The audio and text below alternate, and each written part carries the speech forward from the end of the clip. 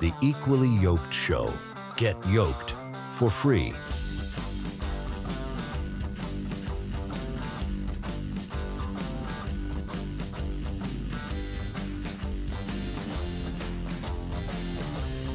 Count it all joy, Charles. Welcome back to the show. This is the Equally Yoked Show. Glad to have you with me today.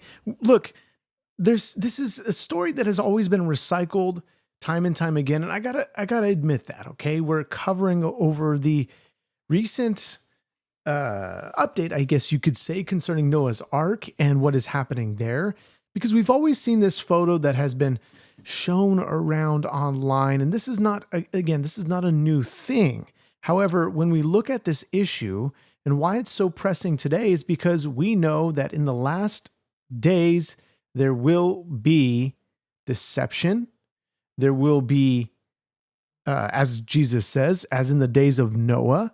So this is obviously, this is obviously not something new, and we have to realize that and understand that just before I even show you anything with regards to what we're looking at here, what we will look at here. So before I do any of this, and before I show you anything, I want to make sure that you guys like, share, and subscribe as we discuss all of this, as this is a very pressing matter to discuss and to talk about all the different things we see. So important to our day. So, guys, thank you so much for being here. Let's see. We have, I'm just grabbing all this, I should have been set up. And look, here I am, all messing around, fiddling with everything. And I don't even have anything set up for you guys. Jerry, welcome. Glad that you are here. We go back a long way. She was 12. I was 30. Joe Biden and his quotes. I mean, we got to have like some kind of booklet, some kind of memorabilia of Joe Biden's sayings. Maybe we'll just have a yearbook of only Joe Biden and some of the most famous quotes of Joe Biden. Texas Jane, welcome back to the show. We'll say memory like a fly, right? We'll have one of those. What are some other good ones? America it can be explained in one word, and then, somehow type out what he said. That'd be great. Anyway, so Noah's Ark. This is what we've been looking at.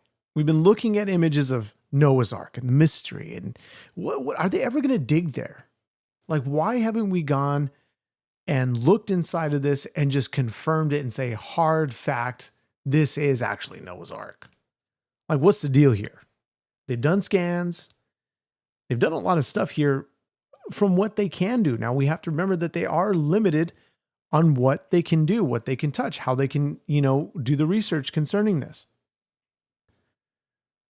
They can't really do much. Why? Because this is under this is in the region there in Turkey, the Ararat Mountains, the same mountains that you see in the scriptures. And you know what's interesting? Look, this might sound like a little bit of a baby Christian moment, right?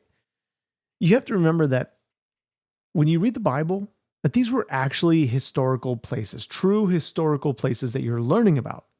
Israel, what's now modern day Turkey. We didn't know that, this wasn't known until, obviously the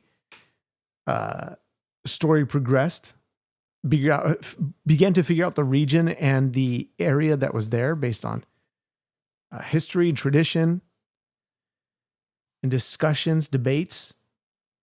And its knowledge increased especially in the scriptures. But these were topics that weren't even highly debated, in the sense that the regions like Israel, what's now modern day Turkey, Iraq, what was once Babylon, Persia, which was, or I should say Iran, which was ancient Persia, Libya, Ethiopia, all these nations that surrounded Israel, these nations, and where some of the Jews, before they were Jews, right, from Abraham's time, from Noah's time even, to where they walked about in this landmass, I should say, before God even gave them a land for them. And so we have this mystery, as they say, the new Noah's Ark mystery. Now, look, whether this is actually Noah's Ark or not, I think we can only know for certain if indeed this is, this is excavated, this is researched thoroughly. And the only thing that we get in Scripture as to what happens with Noah and the ark that he builds, I think you could just watch Evan Almighty. You'd be good, solid. Then you got your theology all settled and figured out. Or actually stay away from Evan Almighty and not get your theology from Hollywood or from movies, but go to the Scriptures. Go straight back to the Scriptures and understand this. Look, I'm focused. I'm more focused than a fly. Okay? When you read through the Scriptures, Genesis here, it talks about the fact that they were in the ark 40 days and 40 nights. And the waters eventually abated, and the ark rested in the 7th month on the 17th day of the month upon the mountains of Ararat. And the waters decreased continually until the 10th month. In the 10th month, on the first day of the month, were the tops of the mountains seen. Interesting. The geographical locations that possibly shifted all around because of this, because of this judgment upon humanity. Why you can see remains and bones around this region as they've excavated and researched as much as they can in that region. Again, this is controlled by Turkey, so they have to get approval of this. Let's take a listen. For joining us and for all the good work that you're doing. This is fascinating. Tell us about your findings that could prove the real-life existence of Noah's Ark. Thank you for having me on. Yes, greetings from the mountains of Ararat, where the Bible says the ark landed. I'm about 1 mile from the Iranian border, and in this remote area, this boat formation was discovered in 1959. But our new research has shown that there are tunnels about 4 meters down and about 2 meters high, going down the center of the boat and on the inside edge of the hull shape.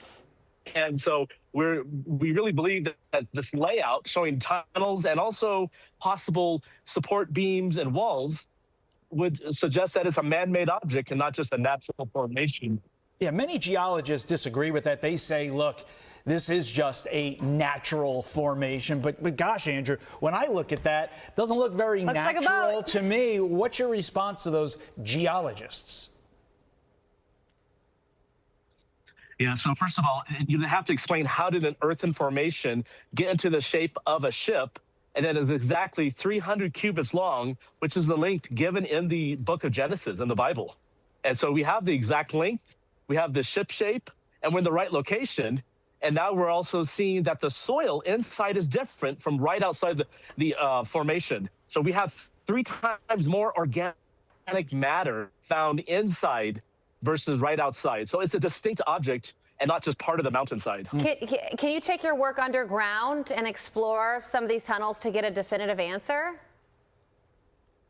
That is the next goal. And we're really hoping that the Turkish universities will be able to do that. And so that's the plan. And that's what we've suggested. And we're even wanting to help with designing a robot that can go down into these tunnels and film and take samples. I understand that your organization is... Now, the goal, obviously, is to go and do more research on this, to figure out definitively. Now, this conversation is not surprising, to say the least, because we know, as I said before, that Jesus warned that the last days will be as in the days of Noah. So the coincidence here, I don't think there's any coincidence that this discussion keeps coming up, is because people are curious. There are skeptics who want to know the truth concerning Noah's Ark, concerning the Bible, concerning the history, especially with the Jewish people. This is a big problem for many people where they can't wrap their minds around the fact that the Jews were promised this land. And even if they were removed from the land, even if they were, scattered to the nations, as God says over 25 times. That's a little sort of, what's the word I'm looking for? Estimate that is, it's like the bottom line estimate. That's not even what I'm trying to say. There's another word. My mind is a little foggy. Okay, we had a long day of work. Didn't we all just have we just want to get to the weekend. We just want to finally get it to Friday, finish the day off, come home, spend time with family, kids, be at home, play games. I don't know what do you guys do? What do you guys do? Dennis, welcome. So when it comes to this conversation of the ark, it's not new. This is not new. When it comes to politics, look, we have to remember that the day-to-day politics, they can get very distracting. All the things that we want to see, the accountability, we want to see justice, we want to see lawmakers at work. Charlie Kirk reminds us of this very important fact. We've discussed this in many ways, many different ways on this podcast. But the way he lays it out is spectacular. We know Charlie and the way he uses his words, the way he speaks. This man was a very excellent speaker. So he steals those words. Actually, I mean, I don't know. I wouldn't say he steals those words from her mouth, but I guess in this moment in time, what I want to communicate, he communicates even more effectively. Here we go. It says explicitly that God loves you in the first 11 books of Genesis. So it all lays it out. But it also lays out this idea of what happens when human beings defy God and they try to do things for themselves, especially when it comes to political matters. And so I hear from pastors all the time, the Bible doesn't speak clearly about politics. It's just, I only preach the gospel. I hear this, it's nauseating. I'm sure you hear it too. This right here is an explicitly political text. So what is politics? Let's just put everything you think you know about politics, let's put aside. It's very simple. Politics is human beings organizing to decide who gets power. That's it. Stop talking about Republicans or Democrats. All that stuff is just temporary manifestations of an eternal question of who gets power. Now in Genesis 11, they say it explicitly. That's right. They say, and this is important first because it's called the Tower of Babel, but it really is more accurately the city of Babel. Yeah. And I want to zero in on that. The tower is important because they wanted to reach the heavens, and that kind of gets the headline. But the very lead is that they wanted to build a centralized community, a city for themselves. And they made a decision to deny and defy God. That's right. We're going to do this for ourselves. We're going to do something so great in the earthly and temporal realm that we don't need God. And that right there is a direct challenge to what was set up in the first 10 books before that there is a God and you are not him. That's right. And in Genesis 11, Nimrod and his people said, no. He said 10 books, but I think he meant 10 chapters because the context here that he's talking about, the first 11 chapters really lays it out as far as what the goal of humanity is. No. We're going to make a name for ourselves. That's right. We don't need God. Look at how amazing, and this is why the text is so incredible. It tells you the type of bricks that they're using. That's right. This shows you that this really happened, by the way. This is not some sort of fable. It's not some sort of fairy tale. It's not a tale. story. This is real. This happened. This is history. And so when it comes to Charlie Kirk and what is actually fascinating about just his name, obviously, just because as people are associated with the name in the sense that people who have either followed him on social media, people who have associated with him, Ella Langley, people are going crazy about Ella Langley because she is now supposedly a MAGA supporter and she's being blasted by the left. Now, none of this is, probably even true. Who knows if she supports the MAGA movement or even Donald Trump, but everybody's going crazy. Why? Because she is somebody who has followed Charlie Kirk on TikTok. And so this is sparking a lot of backlash. And this sort of seems irrelevant because, again, what we discuss on the day-to-day politics, but in a sense, this kind of deals with what is happening and relevant to the fact that I played the Charlie Kirk clip. However, Now she's being canceled by the left. But that just shows you, because of the association, look, Charlie Kirk was very America first. And he put America and sacrificed, literally almost, I guess you could say, in a sense, sacrificed, became a martyr for Christianity, but of course, a political assassination, because he truly believed in the American model, the great American experiment, willing to put his life down on the line, lay his life down, and of course, giving people the platform to be able to speak concerning this stuff. But when it comes to California and what's happening in California, look, California is a situation that we can either really turn this around for the better or not, and just continue on the same trajectory to destruction as it has been.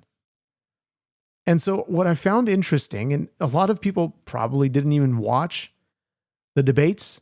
Maybe you did, maybe you didn't.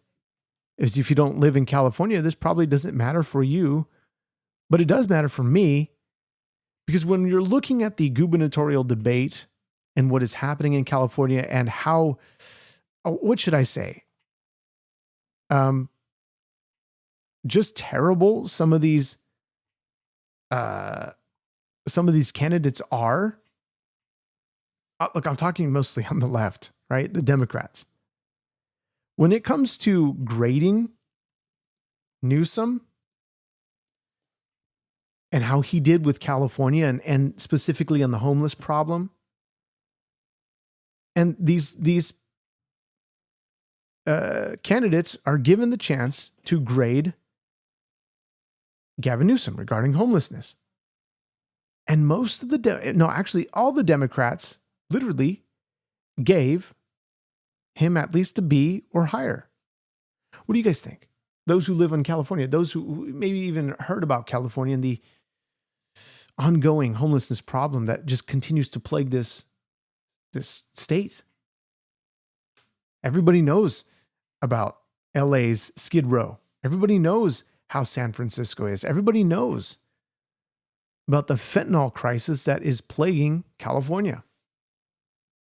I'm a notoriously tough. Let me go back here because Porter, we're going to begin with you. You recently gave the governor a solid A- when it comes to his overall job performance. What grade would you give him on homelessness, and what, if anything, would you do differently? You have 60 seconds. I'm a notoriously tough grader, but I would probably give him a B on homelessness. I don't think this has been an easy problem to solve, but I do give him a lot of credit for calling attention to the problem. When he campaigned 8 years ago, he was talking about housing when nobody else was. Our homelessness problem is a direct correlate of our housing problems. We're not going to solve homelessness without bringing down the cost of housing. That's why housing has been my #1 issue since the day I launched this race over a year ago. What I would do differently than Governor Newsom is fund homelessness prevention. Basically more fraud. Basically more waste of money. Because they're not getting to the root of the issue. The root of the issue, and I think Steve Hilton is going to, you know what, Steve Hilton and Chad Bianco are going to get down to the root of the issue. Both of them do. Because they're just going to say, let's put them in a house. Okay, that's like, let's just get rid of them. Let's get them somewhere else off the streets and just throw them in a house. Let the taxpayers fund this and we'll just be done with it. The problem is, this is what has been happening over the last more than a decade. How many years can we count? To 24 billion in 5 years, and homelessness doubled. Homelessness continues to increase. Why? Because nobody's keeping anybody accountable. And I think a Democrat says that we should be holding these people accountable, and that's Tom Steyer. Tom Steyer, and he actually really shows his true colors here, that he doesn't really know what he's talking about. I think he's taking picking debate points or things that some of his other colleagues have said before, and most of them actually don't even like Tom Steyer. Most of them don't. But otherwise, he says I think it's him that says holding people accountable. I think we'll get there. But Katie Porter looks very polished from what we've seen before, from her walking off of the interview, from her cursing at her staff. She's now looking very polished. She's looking, moderate. Oh, just wait, California. If you elect her into office, what's going to happen? Oh, she's going to flip. She may continue on the facade. Don't forget who she actually is. She tries to backplay this and she says, well, I actually corrected my attitude. I apologized immediately after. She continued to work for me after 4 years of that incident. What happened after that? Did it get worse? Did it come back? Interesting. You say, what's your solution? How do you hold a homeless, disabled, schizophrenic accountable? Tom, as I said, if you're maybe you just joined in, Tom Steyer was talking about holding the folks who have the funds, those who are funding homelessness to help homelessness, keep them accountable that they're actually utilizing the money that is going to helping homelessness. Now, again, as I said, Chad and Steve will get to the root of the problem that is dealing with their, and we're not talking, first of all, you're naming one specific instance of schizophrenic homeless. But as many of them will point out that the majority of the homelessness that we see, the population that we see is drug addiction. And so Katie Porter actually pushes back and she says, it's actually not just drug addicted, homeless people that we see here. It's more than that. It's people who have lost their jobs, people that have, they live on the streets now because they can't pay their mortgage. Okay, she's going to push back a little bit. She doesn't give much data other than that. But when you see exactly why, and some of even the YouTubers who go and do it for clicks, a lot of these folks will go to these homeless encampments, and what will they see? They see a lot of them on drugs, and they don't want to get off the streets. They're just asking for money for drugs. They're not asking for work. They're not looking for work. They're not looking and seeking to get help. They don't want help. Take for an instance, the actor, the Ned's Declassified actor.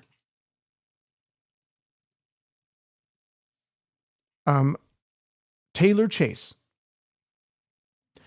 was going viral online, and his co-stars actually were facing a bit of a challenge because of his addiction, and he did not want help. Now, he's one of the instances of actually being schizophrenic, bipolar. But they tried to help him, and you saw some sort of sparks of hope, but it still didn't work. And actually, I have a friend who was schizophrenic, ended up getting the help, and actually almost literally sane. Till this day, sane. But otherwise, nonetheless, let's hear the rest of her answer here. It is so much more cost effective and so much more humane to prevent families from becoming homeless in the first place and making sure that if they do lose their home, that they're able to land in an interim housing or shelter situation. We can't solve this problem because the problem keeps getting worse. For every person we put into permanent supportive housing, somebody else loses their home and takes their place. That's why Californians don't feel like we're making progress despite spending significant money. Ms. Porter, thank you very much. Mr. Mahan, you've given Governor Newsom grades ranging from A to D depending on the issue. What grade would you give him on homelessness, and what, if anything, would you do differently? You have 60 seconds. Well, Frank, look, the assessment does depend on the issue, and I'm going to leave the letter grades to you and all the pundits out there. Let me tell you what we've done. Look, I hate this sort of facade by this guy, Matt Mahan, I think his name is. The facade that he's putting on is simply this, right? He's going to say, look, I'm not like all these other politicians. Look at me. I have a track record. I've led San Jose to be one of the best cities, one of the third biggest cities. We've done a good job here. So I'm going to look at my track record, and basically we're going to do what I did here in fixing California. It's It's just bad. Just the way he speaks is terrible. You say plenty of Christian shelters, work programs, etc. Doesn't seem like they can't crack it either. And here's the thing as well, Pacific Waves. The important thing also with, oh, I didn't read your other comment. You say, made it home, but California's problem is cost of living and government spending. Amen. I think government spending is the number one, which brings the cost of living up. But otherwise, I could be wrong. That's just my opinion. Pull up the homeless vets stats. Always the hand waving, quit being lazy. Working people can barely access mental health care as it is. Look, there is more than just, and this is what, again, Katie Porter pushes back on. She pushes back on this is not just a sort of one bill fits all, that they're all drug addicts. Again, I'm showing you all the points of views, but the root of the issue is mental health. The root of the issue is, of course, all these different things. Drug addiction comes as a result in some cases. Depression, causing people to just go to drugs and they don't want the help. In many of the cases, people just want to be homeless because it's easier to be homeless. A lot of people talk about the fact that they can get more money just being homeless. They just beg for money and that's just how it is. But otherwise, you'll get the rare case scenarios where it's veterans, but we're seeing the veterans aren't being taken care of. We know that much. But we don't see a lot of veterans on the street much. We don't see them as much as we do with drug-addicted homeless. So you have different categories of homelessness. Right? So there's all these different things that, again, need to be evaluated, looked at, and funded appropriately, but not just saying, hey, we're going to give all this money, but we see no results. That's the big problem. There's no results from all this money going to this issue. Look, I don't know if you live in California or you don't, but this is a big issue. It's not just in LA. This is all of California. In San Jose, because we've created a model for the rest of the state. We've increased trust in local government by 40%. Oh, and by the way, to your comment, your second comment, plenty of Christian shelters, work programs, doesn't seem like they can't crack it either. Christians should be also involved in this. It's our responsibility. Absolutely. And this is why there's many ministries that deal with this. Many ministries that go out there and many that are successful. Primarily because we have moved thousands of people indoors. I had to take on the establishment within my own party to change the way we were spending our money. We were spending $1 million a door and taking years to build alternatives to the streets. Instead, we built basic, dignified shelter, invested in prevention, and when shelter was available, we required that people come indoors. We've reduced unsheltered homelessness in San Jose by nearly 1/3 over the last 4 years. That's why trust in government in San Jose has increased. It's why fewer people are outdoors. And it's part of the reason that our streets are safer and cleaner. I'm proud of what we've done. I'll demand results from every city and every county in California as governor. I'd like to clarify and ask you one more time to give a letter grade to help voters understand your assessment of Governor Newsom's job on this issue. You have 15 seconds. All right, Frank, since you insisted, look, I'll give him a B on Care Court and Prop 1 and many of the important initiatives that he championed where I've been proud to stand with him. I'm going to give us all, though, a D on implementation. San Jose has led the way. A few other places have, but we have not delivered the results people deserve. Thank you very much for the letter grades. Mr. Becerra, we haven't seen you issue a...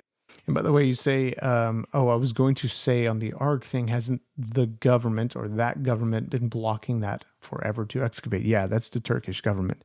And the likelihood of the fact that this may be passed in order to excavate and do research is simply probably just because of the fact that they don't want this to be real. Quite honestly. Does the government know about it? Have they done any sort of research? Maybe. It's possible. But they would rather, look, if I was a nation, Turkey, especially Turkey, we know how Erdogan feels about Benjamin Netanyahu. We know how Erdogan feels about Israel.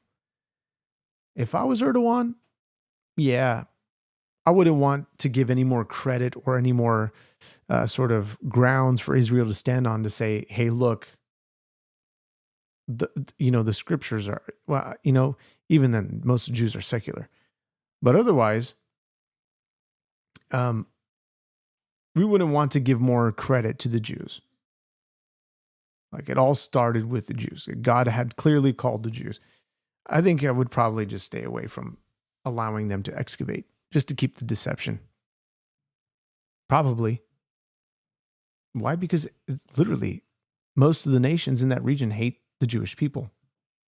God said it would happen. God literally said it. And that settles grade it. On Governor Newsom's overall performance. What grade does he get on homelessness, and what, if anything, would you do differently? You have 60 seconds. Frank, I would say that the governor has made efforts. We've seen him come down to Los Angeles, actually go out and try to clean some of the streets. On effort, I would give him an A. Here's what I would do that's different, though. I would focus on accountability. I would make sure if we're sending billions of dollars down to the local communities, to our cities and our counties, that we would demand accountability for the dollar that we're going to give them.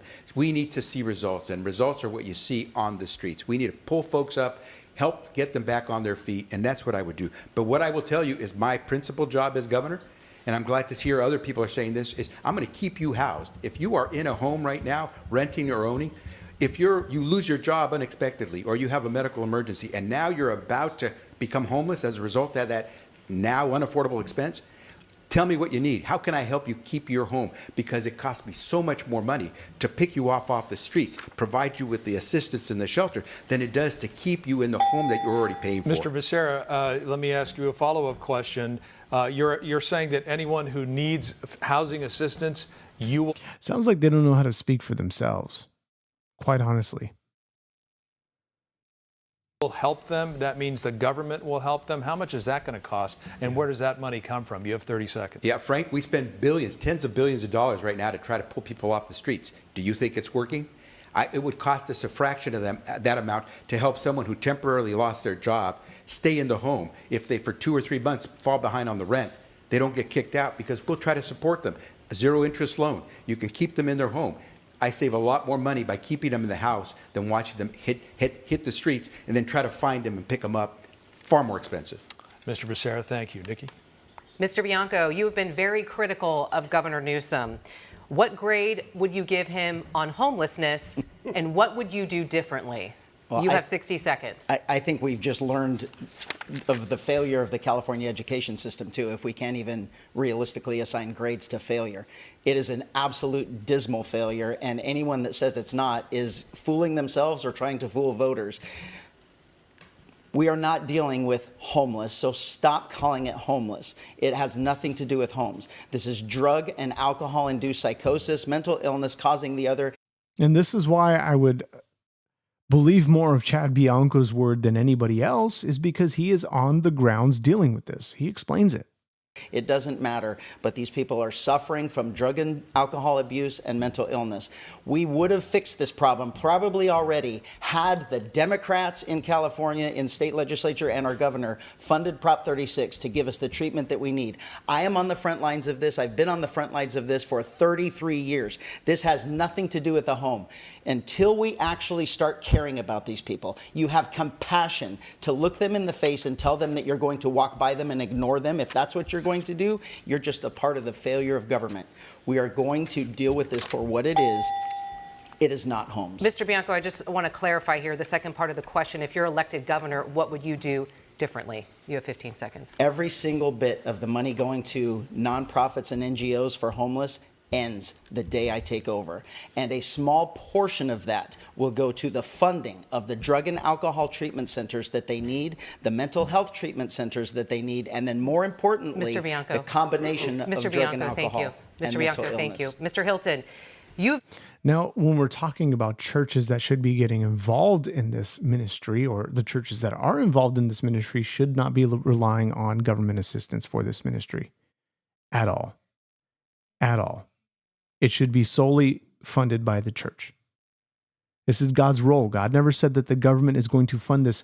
Not only that, did God give provisions for those who are, who are not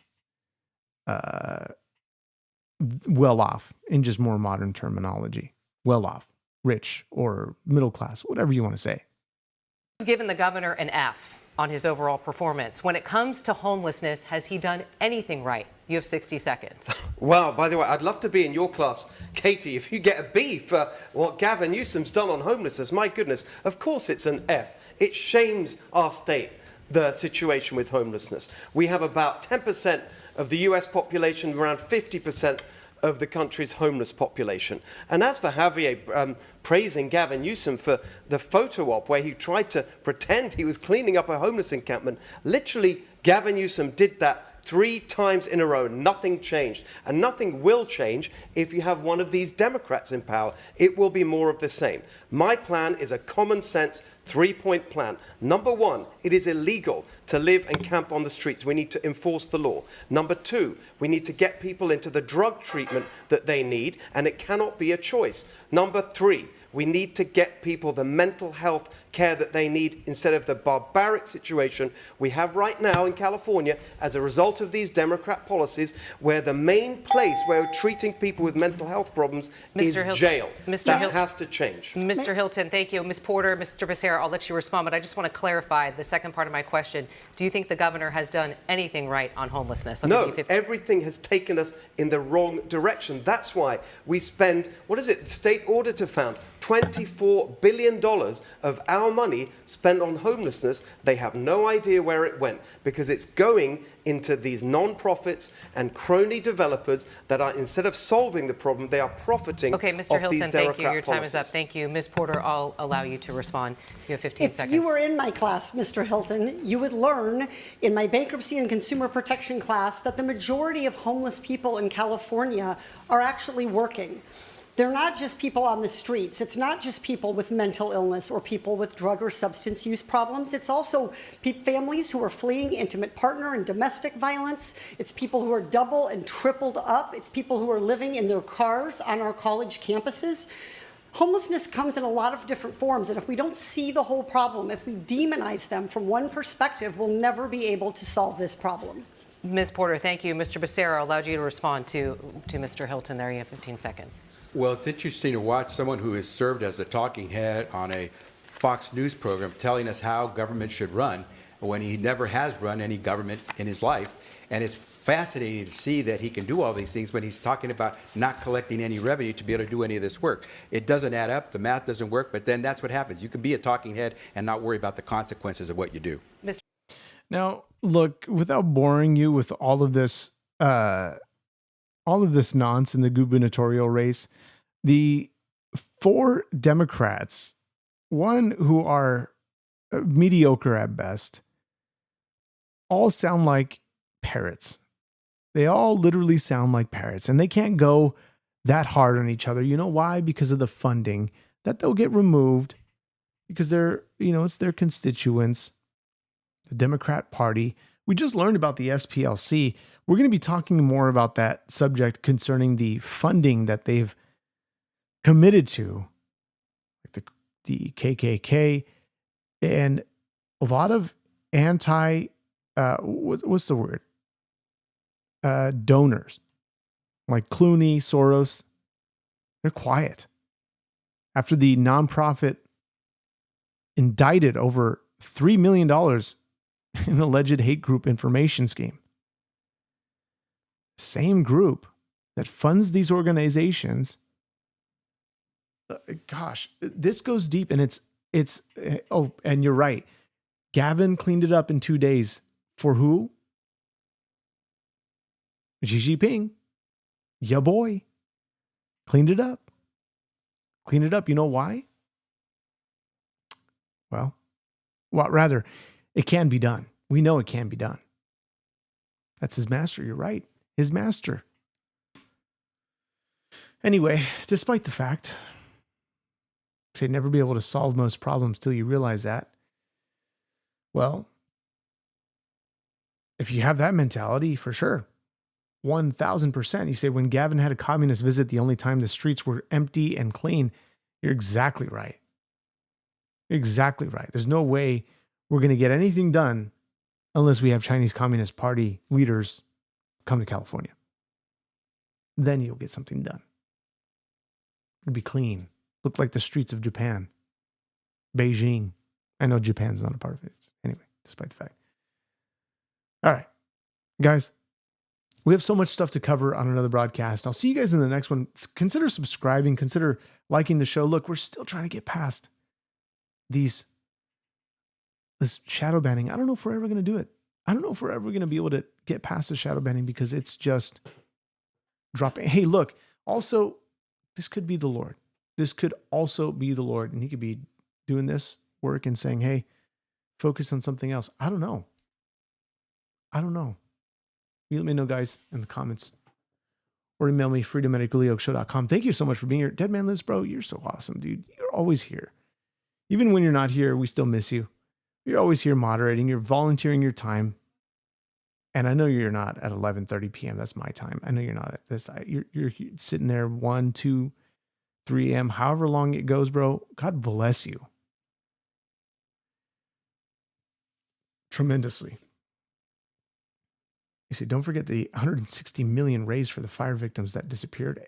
Yeah, simply that is. Anyway, I don't know if they even got to that question concerning how that was handled. Maybe they just thought, yeah, 2:30, of course, bro. Go to sleep, man. Unless, I don't know, maybe you sleep in the day, work in the night. I don't know. I'm not sure. I don't know your life, man. Wish I knew you in person, dude. Anyway, God bless you all. Thanks so much for being here. I'll see you guys in the next one. God bless you again tremendously. God do so more so unto you that he blesses you tremendously. Keep the Lord's work. Appreciate it. It's all the Lord. Whatever he wants to do with this channel, he will move it forward. He will also hold it back. It's all God. All whatever God wants to do. All glory to God, right? Amen, guys. I'll see you guys in the next one. God bless you. Peace. Thanks so much for being here.